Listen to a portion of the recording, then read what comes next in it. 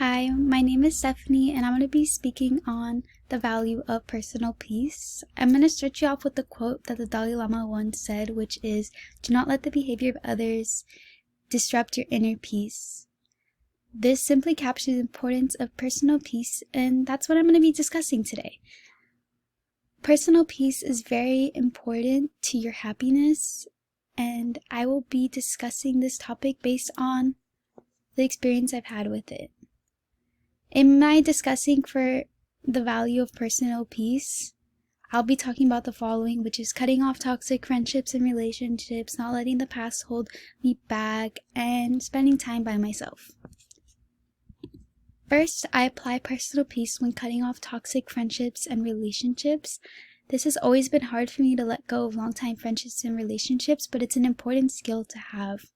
I've been in relationships and friendships that I've been in for so long, even though that they mistreated me and talked about me, disrespected me, didn't appreciate me, but I was too scared to start over and find new people, or just the fear that everyone was going to treat me like that.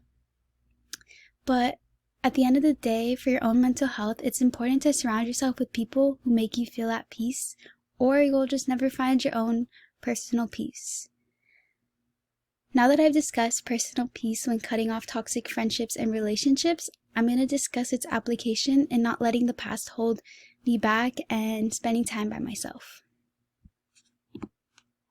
Second, I find that personal peace is easier to obtain when you don't let the past hold you back.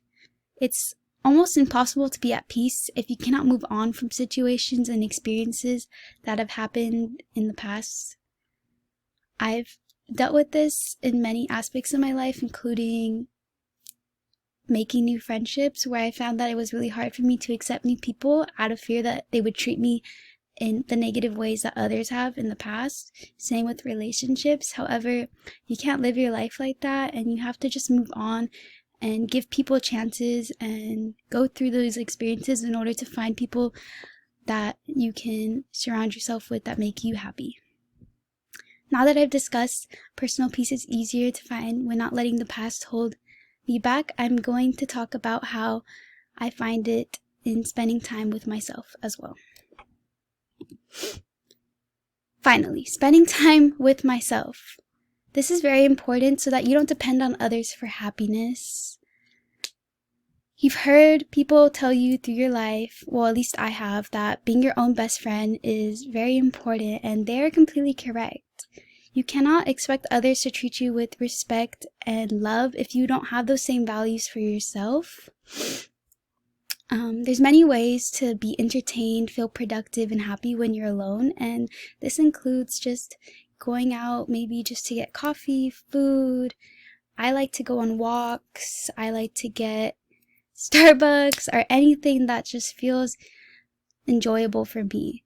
This increases your happiness and productivity when you're alone, and overall will build a positive relationship with yourself and making you comfortable and being happy alone. And that's how I've learned how to keep myself entertained when I find myself spending the day alone.